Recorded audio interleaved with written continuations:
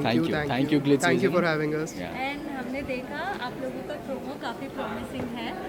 क्या एक्सपेक्टेशन है? First of all आप लोगों से जानना चाहूँगी कि शो से क्या एक्सपेक्टेशन है, कैसे पब्लिक परस्यू करने वाली है शो को?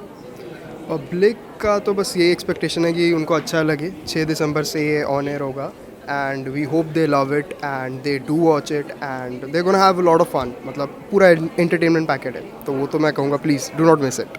निशान, आपको क्या लगता है कैसे परस्यू करेंगे? मुझे लगता है लोगों को बहुत पसंद आने वाला है। उसका रीज़न ये है कि अभी तक जितने भी शोज़ चल रहे हैं, चलते आए हैं टीवी के ऊपर, वो मोस्टली एक औरत को घर के अंदर दिखाते रहे हैं। बट अभी ये शो के अंदर आप देखोगे एक औरत कैसे खुद को मर्द के बराबर लाने के लिए स्ट्रगल करती है और वो लेके आती है अपने आप को। तो वो एक अच्छी बात है, और सिर्फ घर में नहीं, घर के बाहर भी। तो लोगों को ये पसंद आएगा क्योंकि एक मैसेज है जो लोगों तक जाएगा, लोगों के दिल को छुएगा। वेल, आप दोनों से आपके इंडिविजुअल किरदार के बारे में जानना चाहूँगी कि किस तरह का रोल प्ले करते हुए दिखाई देंगे स्क्रीन पर? मेरा कैरेक्टर है वसीम अंसारी, जो अब डॉक्टर है एफएमएस हॉस्पिटल के अंदर। इससे पहले वो ही is a self made man जो बस्ती से बिलोंग करता है, डोंबिवली की एक बस्ती से, और वार्ड बॉय की नौकरी करता है एफएमएस में पिछले 7-8 सालों से, और वहीं कमाता है, अपनी फ़ीस भरता है और मेडिकल की पढ़ाई करता है और फिर डॉक्टर बनता है। तो अच्छा, इंटरेस्टिंग है। और he has a very unique way of responding two things, जो कि आपको देखना पड़ेगा शो के अंदर। मैं अभी नहीं बता सकता। And how about you? Well, Firoz Murgiwala एक टॉपर ऑफ हिज बैच है। He is a charmer, a bit of a flirt as well, and yes he is a that type of guy जिसको एक भरी महफिल में, मतलब अगर होता हो, सबसे पहले इसको ही जवाब देना है। That's the type of guy he is. It's funny, it's very funny.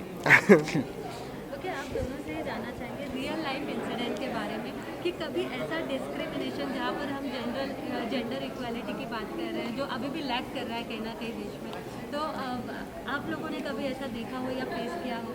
Specially Bihar के लोगों की अगर मैं बात करूँ तो उन्हें बहुत डिग्रेडेड माना जाता है कई ऐसे लेवल्स पर। तो कभी आपने ऐसा कुछ नोटिस किया? ये मुझे लगता है सिर्फ बिहार के अंदर नहीं है, ये कई सालों से चलता आ रहा है और ये वर्ल्ड वाइड है।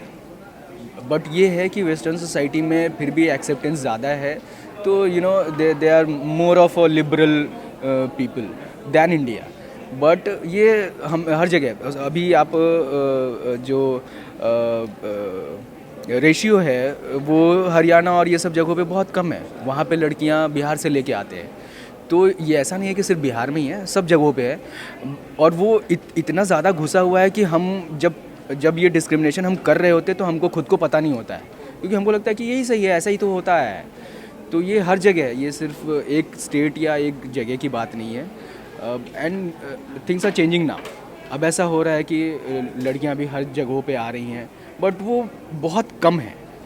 उसको आगे लेके जाने के लिए ये शो एक माइंडसेट देगा, एक हेल्प होगी सोसाइटी के लिए। एंड आपको लगता है ऐसा कोई डिस्क्रिमिनेशन जो आपने अपने आंखों से देखा या फिर सुना हो, कोई इंसिडेंट?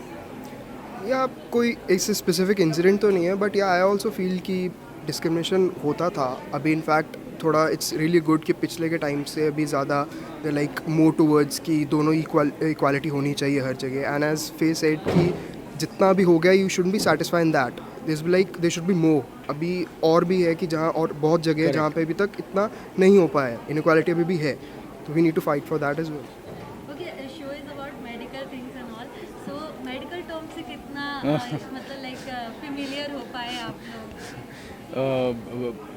मेडिकल टर्म्स से फेमिलियर तब तक रहते हैं जब तक हमें सीन करना होता है, और जब तक हम उसके बाद जब तक स्क्रिप्ट हाथ में तब तक। मतलब आप उससे पहले अपना रिसर्च वाला पार्ट करते हो, जिसमें आप वो ढूंढते हो कि इसका उच्चारण क्या है ना, इसका मतलब क्या है, इसका प्रोसीजर क्या है, अगर ये है तो उससे आप जाते हो। तो उस टाइम के लिए, उस फ्रेम ऑफ माइंड में आपके दिमाग में वो शब्द बिल्कुल सही बैठ जाता है। बट फिर उसके बाद आपको, क्योंकि आपको दूसरे एपिसोड पे जाना है, आपको नई चीज़ें सीखनी है, आपको नई चीज़ें करनी है, तो फिर वो पहले वाली आप भूल जाते हो।